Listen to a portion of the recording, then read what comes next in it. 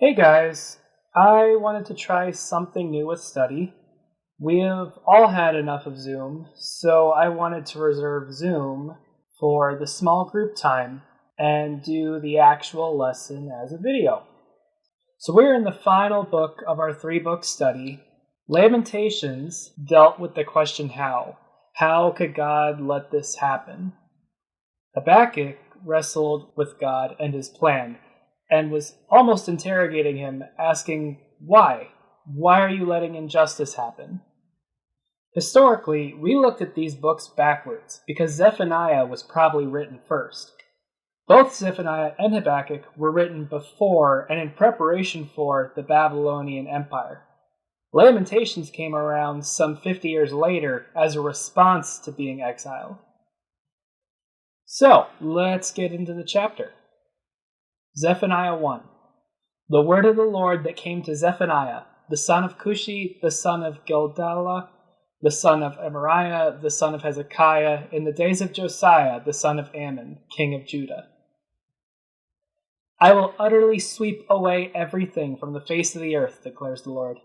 I will sweep away man and beast. I will sweep away the birds of the heavens and the fish of the sea, and the rubble with the wicked. I will cut off mankind from the face of the earth, declares the Lord. I will stretch out my hand against Judah and against all the inhabitants of Jerusalem, and I will cut off from this place the remnant of Baal, in the name of the idolatrous priests, along with the priests. Those who bow down on the roofs to the host of the heavens, those who bow down and swear to the Lord and yet swear by Milcom. They who have turned back from following the Lord, who do not seek the Lord or inquire of him. Be silent before the Lord God, for the day of the Lord is near. The Lord has prepared a sacrifice and consecrated his guests. And on the day of the Lord's sacrifice, I will punish the officials and the king's sons, who all array themselves in foreign attire. On that day I will punish everyone who leaps over the threshold, and those who fill their master's house with violence and fraud. On that day, declares the Lord, a cry will be heard from the fish gate, a wail from the second quarter, a loud crash from the hills. Wail, O inhabitants of the Mortar, for the traders are no more. All who weigh out silver are cut off. At that time I will search Jerusalem with lamps, and I will punish these men, who are complacent, who say in their hearts, the Lord will not do good, nor will he do ill. Their goods shall be plundered, their houses laid waste. Though they build houses, they shall not inhabit them. Though they plant vineyards, they shall not drink wine from them. The great day of the Lord is near, near and hastening fast. The sound of the day of the Lord is bitter. The mighty man cries aloud there.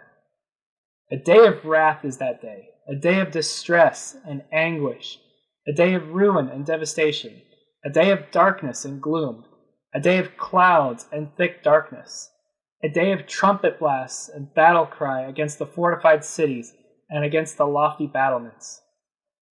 I will bring distress on mankind, so that they shall walk like the blind, because they have sinned against the Lord. Their blood should be poured out like dust, and their flesh like dung. Neither their silver nor their gold shall be able to deliver them on the day of the wrath of the Lord. In the fire of his jealousy all the earth shall be consumed, for a full and sudden end he will make of all the inhabitants of the earth. That was really dramatic, and there's a lot of things to process. So, if you have the time, I recommend pausing the video now and marking up the passage, highlighting similar words or ideas that repeat through the chapter, and probably paraphrasing some of the main points so you really get it. But if you don't want to do that, we'll get into the verse-by-verse breakdown. First, let's look at the history in verse 1. Zephaniah, the prophet, is tied to two righteous kings, Hezekiah and Josiah, who sought God's law when the kingdom of Judah had abandoned it. The current king, Josiah, was awesome. He found the scrolls of the law, probably Leviticus and Deuteronomy, read them, and realized just how horrendous Israel was acting. He burned down all the pagan temples, all the idols, and all the foreign priests. But the book of Zephaniah was likely being written before King Josiah discovered the law. He was pretty young when he became king. And Judah was still involved in some awful stuff when this book was written. Verse 2 starts the prophecy God wanted Zephaniah to give. He uses words like sweep away and cut off from the face of the earth to communicate a message of complete destruction. For emphasis, God actually lists the creatures he will destroy in the opposite order of their creation in Genesis. So you can see he starts with man and ends with the fish. He's trying to communicate a message of uncreation, complete, final judgment and destruction. There's also a little weird detail in verse 3, because I didn't know what this meant when I first read it. That word rubble more literally translates to stumbling block. So as you can see in the NIV, it says, I will sweep away the idols that cause the wicked to stumble. Alright, in verse 4, we see more reasons for God's anger. First, we have Judah and its capital city, Jerusalem. But that's not necessarily a reason. That's a specific people. He's angry with the remnant of Baal and the priests. And the reason he's using these two together is because Baal worship was being practiced in Judah and Jerusalem. Baal was kind of like Zeus in Greek mythology, a king of the gods figure, and a lot of Judah's enemies worshipped him. Baal worship was horrible and involved things like child sacrifice. So you can kind of piece this together why God's so angry. In Jerusalem, the same city that holds the temple of the one true God, there are priests for Baal doing these awful rituals of child sacrifice and other nasty things. Verse 5 gets a little weird because people bowing down to God seems like a good thing, but God's still talking about the people he's angry at, the people who are incurring his wrath. But the second half of the verse explains a little bit. It talks about swearing, which is more like making a promise or commitment to someone rather than cursing, how we think of it today. But Judah's swearing to the Lord and Malcolm, who's another popular pagan god. The first of the 10 Commandments says, you shall have no other gods before me. And Judah is putting Malcolm on equal status with God when they're making commitments to both at the same time. Doesn't matter how humble they're acting. Lastly, God's angry at those who turn from following him. And the verse elaborates what following him actually means. It says that they are not seeking or inquiring of the Lord. So I think it's safe to say that following involves seeking him and inquiring, which is basically, looking for truth from him. And I think that's super important for us today because it's the idea that following God is a very active and personal process, just like any relationship we have with each other. So that was the end of the first section. Again, if you have time to pause, we just read a lot about God's furious reaction to his creation, to Judah, to the pagan worshipers in these first 6 verses. And what I want you guys to think about is, what does God's reaction reveal about his character? What can we conclude about his character from his actions here? All right, we'll get into the next section. The next section is titled, The Day of the Lord is Near. And that phrase, the day of the Lord, keeps coming back in the rest of the chapter. The day of the Lord is used all over the Bible, and it refers to the day of judgment. And you can kind of contextually see that here. He starts by telling Judah to be quiet. Like, guys, shut up and listen to me. This is for you. Shut up, sit down, listen. But there's something really weird in verse 7. Now, hang with me here. God demands a sacrifice for sin. Disobedience to the Creator, the giver of life, meant that life was owed back to him. But in this verse, verse 7, it says that God, not the people, God was preparing a sacrifice. So when I first read this, I thought he's got to be talking about Jesus. But the chapter doesn't really talk about salvation or hope at all. What we know from Habakkuk and, history in general was that God was building up the Babylonian Empire to conquer Judah as a punishment for their sin. And strangely enough, that's where the context fits so much better. God has consecrated or prepared Babylon to punish or quite literally sacrifice Judah for Judah's sins. Judah's the sacrifice God is preparing, and Babylon were the guests who were going to actually make the kill. So we know that Judah's going to be the sacrifice. God lists more reasons for his anger and desire to sacrifice them in verse 8 and 9. In verse 8, the officials are dressing according to these pagan rituals. So if you remember the child sacrifice, there was a lot of other messed up things involved in Baal worship, and Judah's men are dressing for it. In verse 9, they are leaping over the threshold, which is another pagan ritual described in 1 Samuel 5, when they enter their master's house, which is God's temple. They're also committing violence and fraud in the temple, so if that just doesn't scream sin, I don't know what to tell you.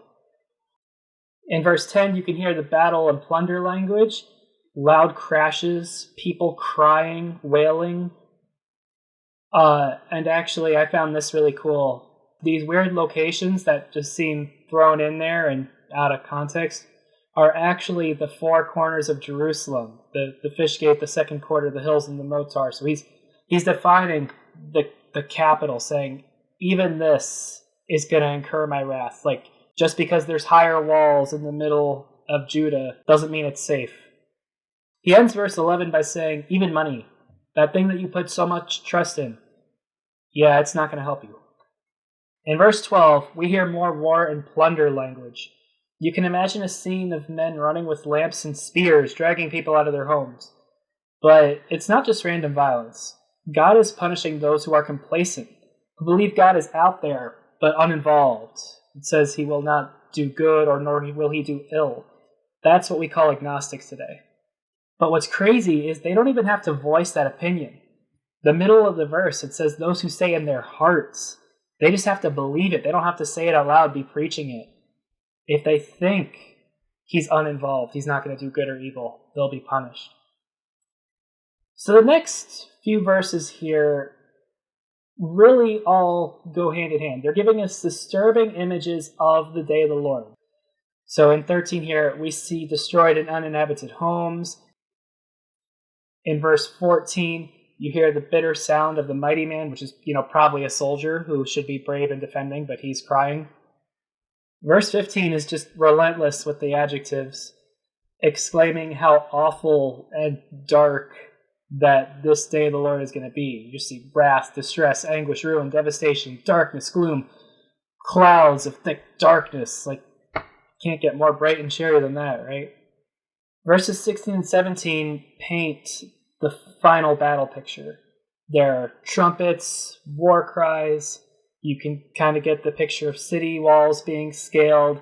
People are stumbling around like the blind. There are pools of blood and bodies everywhere. Wonderful imagery. Now, we start to get a bit of a tone change in verse 18. Because the first half of verse 18, this is only the first half on the screen, continues the onslaught, reminding Judah that not even the money that they trust in is going to save them. But then we switch in the second half. We're no longer talking about Judah and Babylon, because if you read here, the fire of his jealousy, all the earth will be consumed. Babylon couldn't set the whole earth on fire if it wanted to. It can't destroy all the inhabitants of the earth. But the second half of this verse is unique. We're no longer talking about Judah and Babylon, because Babylon can't consume the whole earth in fire and wipe off all the inhabitants of the earth. That's just not going to happen. This is referring to the complete destruction or anti-creation that we talked about in the very beginning, verses 2 and 3. So this is weird, because God is talking about two different days of the Lord, or two different days of judgment. One is immediate for the kingdom of Judah. It's going to come soon after Josiah, who was able to stir up some revival, get people back on the right track, but that doesn't last long. It comes right after they start failing again. Babylon takes over. All the people are dragged away except for the sick and poor. The second one is the coming day of the Lord for the whole earth, the last and final judgment. Both events are described similarly because they require a similar response from Judah, and the second one from everyone, including us, especially us. You see, Judah always had a scapegoat. We can see in verse 6 where we got that definition of following the Lord. Humble yourself, repent, follow the Lord, seek and inquire of him before it's too late. They couldn't wait until after the punishment.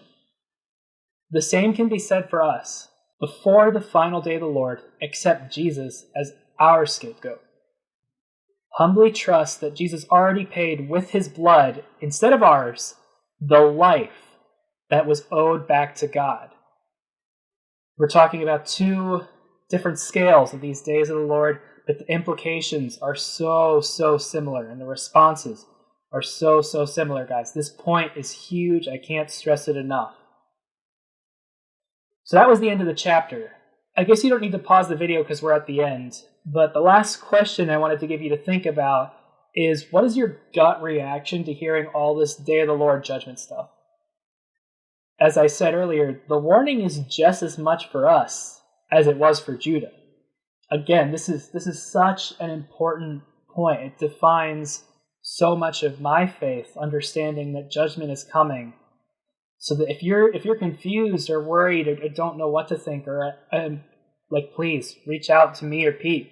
I'd love to talk to you guys.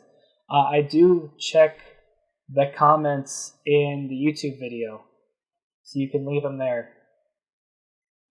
So really, that's it. We're going to have a Zoom meeting at 7:30 on Thursday the 7th for small group questions and prayer. Actually, you know what? I probably want to reverse that. Probably pray first, then small group questions. I don't know. We'll play it by ear. But I want to keep that down to a half hour because I really hate Zoom. And I think a lot of you guys do too. It doesn't have to be limited to a half hour, but I don't want anybody to feel like they have to stick around longer than a half hour. We'll keep it open so people can chat if they want to. Yeah. So see the Slack group for the Zoom link.